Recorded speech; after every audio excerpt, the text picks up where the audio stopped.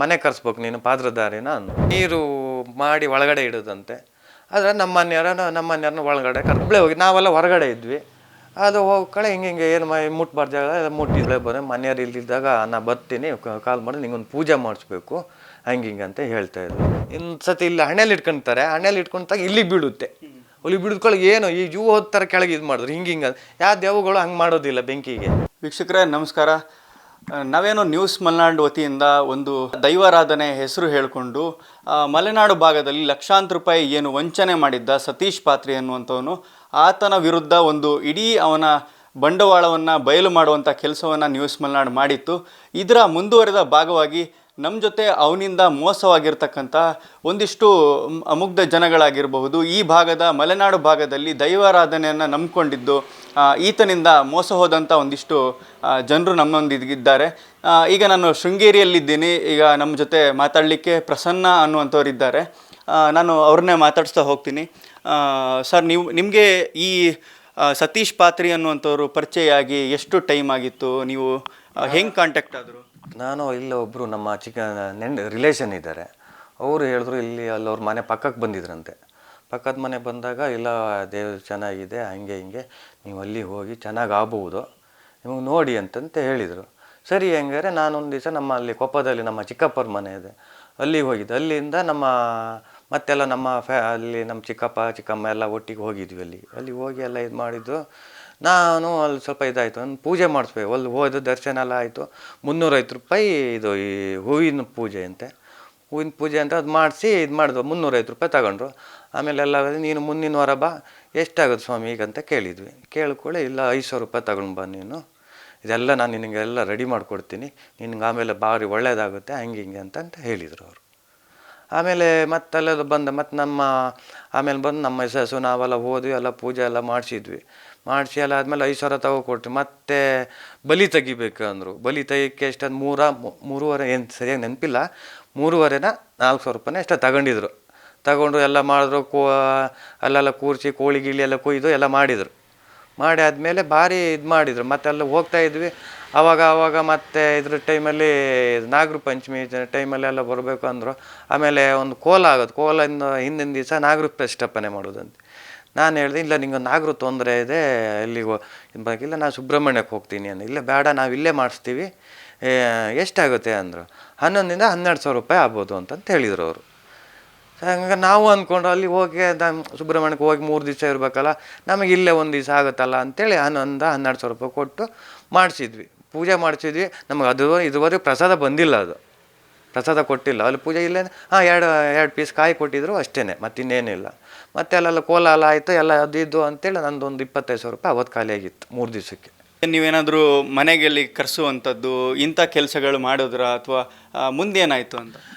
ಇಲ್ಲ, ಇದು ಮನೆ ಕರೆಸಿದ್ವಿ. ಅವರೇ ಹೇಳಿದರು ನಿಮ್ಮ ಮನೇಲಿ ಒಂದು ಪೂಜೆ ಮಾಡಬೇಕು, ನಿನ್ನ ಅಮ್ಮನವ್ರಿಗೊಂದು ಇದು ಬಂಗಾರದ್ದು ತಾಳಿ ಮಾಡಿ ಹಾಕಬೇಕು, ಆಮೇಲೆ ಅಲ್ಲಿ ಇದು ಮಂತ್ರ ದೇವತೆ ಅಂತ ಇದೆ, ಅಲ್ಲಿಗೆ ನೀನು ಒಂದು ಗಂಟೆ ಕೊಡಬೇಕು, ದೊಡ್ಡ ಗಂಟೆ 3.25 kg ಅಂತ. ನಾನು ಎಲ್ಲ ದೇವ್ರ ನಂಬಿಕೆ ಮೇಲೆ 3.25 kg ಕೊಟ್ವಿ ನಾವು.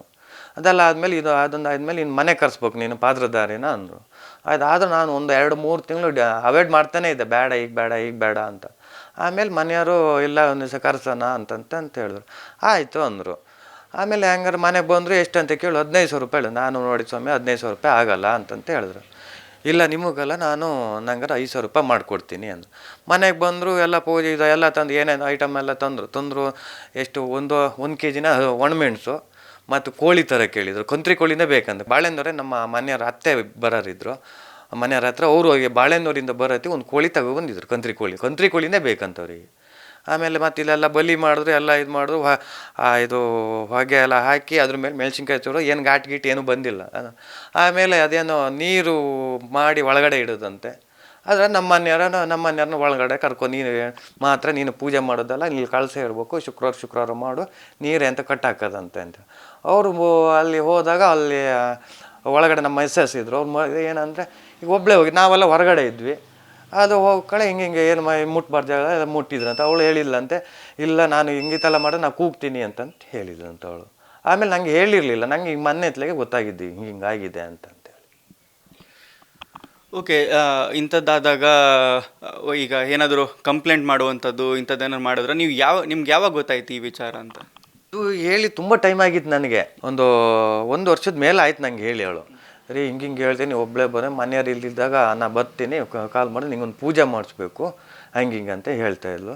ಈಗ ಹೇಳ್ತೇವೆ ಅವ್ರು ಅಲ್ಲ ಒಬ್ಬಳೇ ಅಂತ ನಾವು ಒಬ್ಬರಿದ್ದಾಗ ಹೆಂಗೆ ಪೂಜೆ ಮಾಡೋಕೆ ನಾನು ಕೇಳಿದ್ದೆ ನಾನು, ಇಲ್ಲ ಅಂತಿಲ್ಲ. ಕೇಳ್ಬಿಟ್ಟು ಇಲ್ಲ ನೀವು ನಂಗೆ ನಾನು ಒಂದು ದಿವಸ ನಾನು ಡ್ರೈವರ್ ಕೆಲಸ ಮಾಡೋದು, ನಾನು ಹೋಗ್ತಿದ್ದೆ. ಒಂದು ದಿವಸ ಏನಾಯಿತು ಹಿಂಗೆ ಹಂಗೆ ನೀನು ಒಬ್ಬಳೇ ಹೋಗಿ ದೇವಸ್ಥಾನ ಮಕ್ಳು ಕರ್ಕೊಂಡು ನೀವು ಹೋಗೋ. ಇವಳೇನಲ್ಲ, ಇಲ್ಲ ನಾನು ಒಬ್ಬಳು ಹೋಗಲ್ಲ ಅಂತ. ಯಾಕೆ ಅಂದೆ. ರಾತ್ರಿ ಇಲ್ಲೇ ರೂಮಲ್ಲಿ ಇಲ್ಲೇ ಕೂತಿದ್ವಿ, ಯಾಕೆ ಅಂದೆ. ಶನಿವಾರ ನೈಟ್ ಹೇಳಿದೆ, ಇಲ್ಲ ನನಗೆ ಹಿಂಗೆ ಹೇಳ್ತಿದ್ದಾರೆ, ನಾನು ಒಬ್ಬಳೇ ಹೋಗಲ್ಲ ಹಂಗಾರೆ ಅಂತಂತೇಳು. ಹಂಗಾರೆ ಫೋನ್ ಮಾಡಿಕೊಡು ಅಂದರು. ಫೋನ್ ಮಾಡಿದಾಗ ಅವತ್ತೊಂದು ದಿವಸ ಫೋನ್ ಎತ್ತಿಲ್ಲ ನಾನು. ಫೋನ್ ಎತ್ತಿಲ್ಲ. ಮತ್ತು ಬೆಳಿಗ್ಗೆ ಮಾಡಿದ್ಕೊಳ್ಳೆ ಅವ್ರು ಹೆಂಡ್ತಿ ಫೋನ್ ಎತ್ತಿದ್ರು. ಫೋನ್ ಹಿಡ್ಕೊಳ್ಳೆ ದೇವಸ್ಥಾನಕ್ಕೆ ಬರ್ತೀರಾ ಅಂದರು. ಇಲ್ಲ, ಮತ್ತು ನಾನು ಆ ವಿಷಯ ಏನೂ ಮಾತಾಡಲಿಲ್ಲ ಅವ್ರ ಕೇಳಿ, ಅಲ್ಲಿಗೆ ಬಿಟ್ಬಿಟ್ಟೆ. ಮತ್ತು ಹಿಂಗೆ ಹೇಳ್ತಿದ್ಲು. ಅಲ್ಲಿ ನಮ್ಮ ಅಮ್ಮ ಇದ್ದರು. ನಮ್ಮ ಅಮ್ಮ ಇದ್ದಾಗ ಹಿಂಗೆ ಹೇಳ್ತಾಯಿದ್ರು, ಇಲ್ಲ ದೇವಸ್ಥಾನಕ್ಕೆ ಹೋಗಲೇ ಇಲ್ಲ, ಹೋಗ್ಬಾರ ನಮ್ಮ ಮನೆಯವ್ರು ಹೇಳ್ತಾಯಿದ್ರು, ಇಲ್ಲ ಅಲ್ಲಿಗೆ ಏನಕ್ಕೆ ಹೋಗೋದು, ಅವನು ಸರಿ ಇಲ್ಲ, ಅವನು ಬೇರೆಲ್ಲ ಬೇಡ್ದಿದ್ದೆಲ್ಲ ಮಾತಾಡ್ತಿರ್ತಾನೆ ನನ್ನ ಕೇಳಿ, ಹಿಂಗೆ ಅಂತಂತ ಹೇಳ್ತಾಯಿದ್ಲು ಮನೆಯವರು. ಮತ್ತು ಅಲ್ಲಿಗೆ ನಾವು ಸ್ಟಾಪ್ ಆಯಿತು. 1-2 ವರ್ಷ ಆಯ್ತು ಈಗ ಹೋಗ್ದೇನೆ. 1.5 ವರ್ಷ 2 ವರ್ಷ ನಿರಂತರವಾಗಿ ಅವರ ಸಂಪರ್ಕದಲ್ಲಿದ್ದು ಪೂಜೆಗಳನ್ನೆಲ್ಲ ಮಾಡಿಸಿದ್ದೀರಾ. ನಿಮಗೆ ಯಾವ ಪೂಜೆಯಲ್ಲಾದರೂ ಈಗ ಡೌಟ್ ಬರೋದು, ಇಂಥದ್ದು ಯಾಕೆ ಮಾಡ್ತಿದ್ದಾರೆ ಅನ್ನುವಂಥದ್ದು ಏನಾದರೂ ಬಂದಿತ್ತಾ? ಮತ್ತು ಎಷ್ಟು ಈಗ ಹಣಗಳೆಲ್ಲ ಏನಾದರೂ ಡಿಮ್ಯಾಂಡ್ ಮಾಡ್ತಿದ್ರಾ, ಇಷ್ಟೇ ಇರಬೇಕು ಪೂಜೆಗೆ ಇಷ್ಟೇ ಕೊಡಬೇಕು ಅನ್ನುವಂಥದ್ದು, ಹಿಂಗೇನಾದರೂ ಮಾಡ್ತಿದ್ರಾ? ಹಣ ಅಂದರೆ ನೀನು 5,000 ಕೊಡಲೇಬೇಕು. ನಾನು ಅವಾಗ ಹೇಳ್ದಾಗ ನನ್ನ ತಮ್ಮನ ಎಣ್ಣೆ ಇದು ಬಿಡ್ತಕ್ಕಂಥ ಅವನಿಗೆ ಏನು ಮತ್ತೆ ಡ್ರಿಂಕ್ಸ್ ಮಾಡ್ಕೊ ಮಾಡಿದಾನ ಅಂತೇಳಿ ಅವನಿಗೆ ತಪ್ಪು ಕೇಳಿದ್ರೆ 5,000 ರೂಪಾಯಿ ಹಾಕ್ಬೇಕಂತ. 5,000 ಎಲ್ಲಿಂದ ಹಾಕೋಣ? ಆಮೇಲೆ ಆಗಿಲ್ಲ ಅಂದರೆ 2.5-3 ಎಷ್ಟು ಹಾಕಿ ನೆನಪಿಲ್ಲ, ಅಷ್ಟು ಹಾಕಿದ್ವಿ ನಾವು. ಹಾಕಿ ಸೀದಾ ಬಂದಿದ್ವಿ. ಆಮೇಲೆ ಅಲ್ಲಿ ತಲೆಯಲ್ಲಿ ಕಾಯಿ ಹೊಡ್ಕೊಳೋದು, ಕಾಯಿ ಎಲ್ಲ ಹೊಡ್ಕೊಂಡು ಅದು ನನಗೆ ಅವನು ಈಗ ನಾನು ಇಟ್ಕೊಂಡು ಕಾಯಿ ಹೊಡೆದ್ರೆ ಏನಾಗ್ಬೋದು ಅದನ್ನು ತಲೆ. ಈಗ 1 ಕಾಯಿ 2 ಕಾಯಾರು ಓಕೆ ಅಂತ ಹೇಳ್ಬೋದು.